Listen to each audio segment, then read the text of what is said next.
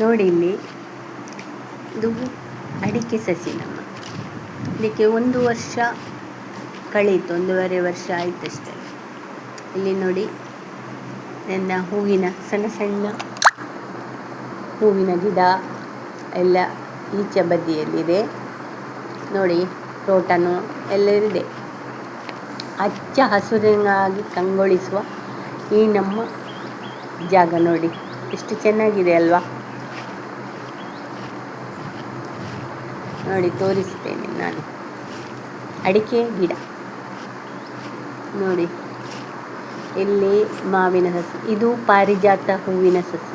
ಪಾರಿಜಾತ ಅಂತ ಗೊತ್ತುಂಟಲ್ಲ, ಅದರ ಹೂವಿನ ಸಸಿ ಮುಗಿದೇ ಇದರಲ್ಲೀಗ. ಈಗ ಇಲ್ಲಿ ನಾವು ಮಾರಲು ಇಟ್ಟ ಅಡಿಕೆ ಸಸಿ ಮಾರಾಟ ಆಗಿದೆ. ಇಲ್ಲಿ ಇಷ್ಟು ಜಾಗದಲ್ಲಿ ಇಲ್ಲಲ್ಲ, ಅದೆಲ್ಲ ಮಾರಾಟ ಆಗಿದೆ ನೋಡಿ. ಇಲ್ಲಿ ನಾವು ಮೊನ್ನೆ ತೋರಿಸಿದ್ದೇನಲ್ಲ ಸಸಿ, ಇದು ನೋಡಿ. ಇದಿಷ್ಟು ನಾವು ಮಾರಾಟ ಮಾಡಲು ಅಡಿಕೆಯನ್ನು ಹಾಕಿ. ಇದು ನೋಡಿ ಕ್ಯಾಮಿಡಿಶ್ ಬಾಳೆ ಗೊನೆ. ಚಿಕ್ಕ ಬಾಳೆ ಬುಡದಲ್ಲಿ ಗೊನೆ ಬಿಡ್ತದೆ ನೋಡಿ. ತುಂಬ ಎತ್ತರಕ್ಕೆ ಹೋಗೋದಿಲ್ಲ ಅದು,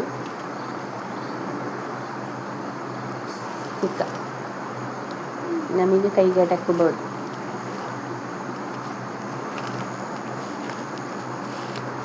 ಇದರ ಒಳಗೆ ತೆಂಗಿನ ಸಸಿ ಹಾಕಿದ್ದೇವೆ. ತೆಂಗಿನ ಸಸಿ ಮಾಡಲು ಅದು ಹುಟ್ಟುತ್ತಾ ಇದೆ. ಅದು ಹಂದಿ ಬರ್ತದಲ್ಲ, ಅದಕ್ಕೋಸ್ಕರ ಹೀಗೆ ಶೇಡ್ ನೆಟ್ಟನ್ನು ಕಟ್ಟಿದ್ದೇವೆ.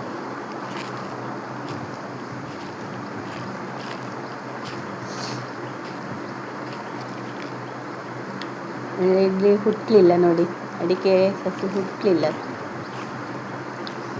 ಎಲ್ಲವೂ ನಾವು ಹುಟ್ಟಿ ಬರುವುದಿಲ್ಲ, ಅದು ಕೆಲವೆಲ್ಲ ಸಾಯ್ತದೆ.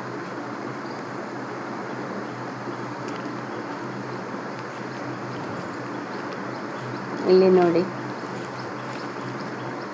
ಈಗೆಲ್ಲ ಮಳೆಗಾಲ ಅಲ್ಲ, ಎಲ್ಲ ಬಲ್ಲೆ ಬಂದಿದೆ. ದಾಸವಾಳ ಹೂ, ಕರಿಬೇವಿನ ಎಲ್ಲ ಬಳ್ಳಿ ಥರ ಬಂದಿದೆ. ಇದನ್ನೆಲ್ಲ ತೆಗಿಬೇಕಷ್ಟೆ. ದೇವರಿಗೆ ಹೂವನ್ನು ಕೊಯ್ಯುತ್ತಾ ಇರುವಾಗ ನನಗೊಮ್ಮೆ ಫೋಟೋ ತೆಗೆಯುವ ಅಂತ ಕಂಡಿತು. ಪ್ರಕೃತಿಯ ಒಂದು ಸುಂದರ ತಾಣ ಅಂದರೆ ನಮ್ಮ ಈ ಕರಾವಳಿ ನೋಡಿ. ಹೇಗೆ ಅನ್ನಿಸುತ್ತೆ ನಿಮಗೆ? ಲೈಕ್ ಮತ್ತು ಕಮೆಂಟ್ ಕೊಟ್ಟು. ಇದು ನೋಡಿ ನಾಚಿಕೆ ಮುಳ್ಳು, ಅದಕ್ಕೆ ನಾಚಿಕೆ ಆಗ್ತದೆ, ಮುಟ್ಟುವಾಗ ಅದು ಮುದುಡಿಕೊಳ್ಳೋದು.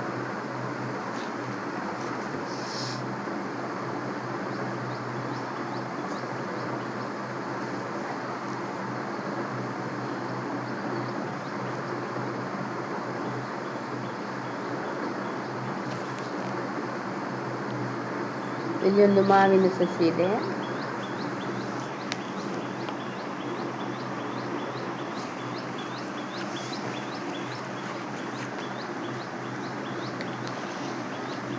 ಇದು ನಮ್ಮ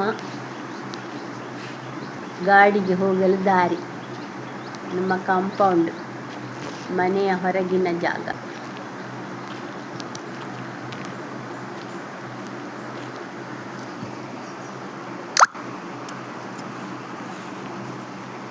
ಎಷ್ಟು ಚೆನ್ನಾಗಿದೆ,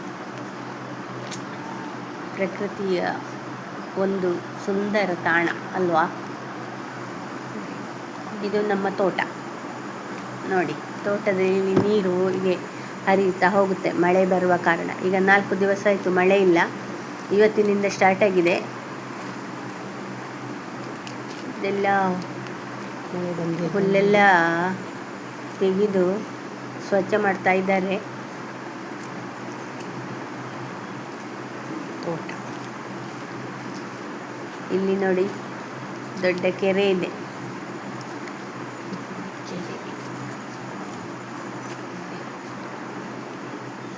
ಕೆರೆಯ ಸುತ್ತಲೂ ಕೇಪ್ಳ ಕಿಸ್ಕಾರ ಹೂವಿನ ಸಸಿಯನ್ನು ನಮ್ಮ ಅತ್ತೆ ಅವರು ನಟ್ಟು ಬಿಟ್ಟಿದ್ದಾರೆ. ಈಗ ಅವರಿಲ್ಲ, ಹೂವಾಗುವಾಗ ಅವರಿಲ್ಲ. ನೀರು ಭಾಳ ಇದೆ. ಇದು ಕೆರೆ.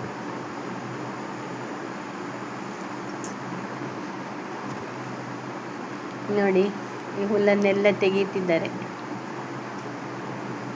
ಕಳೆಯನ್ನು ಕೀಳುವುದು ಅಂದರೆ ಇದ್ವಿ, ಗೊತ್ತಾಯ್ತಲ್ಲ. ಇಲ್ಲೊಂದು ಗುಲಾಬಿ ಎಷ್ಟು ಚೆನ್ನಾಗಿದೆ. ದಾಸವಾಳ, ಪ್ಯಾಷನ್ ಫ್ರೂಟ್ಸ್, ಚಿಕ್ಕ ಇದೊಂದು ಕೋಮಳೆ ಹೂ ಅಂತ. ಇದರ ಜೊತೆಯಲ್ಲಿ ನಾವಿದ್ದರೆ ನಮಗೆ ಯಾವುದು ನೆನಪೇ ಆಗೋದಿಲ್ಲ. ನೋಡಿ, ಇದೀಗ ಮೊನ್ನೆ ಅರಳಿದ ಹೂವು, ಅದೀಗ ಅದರ ಇದು ಮುಗಿಯಿತು.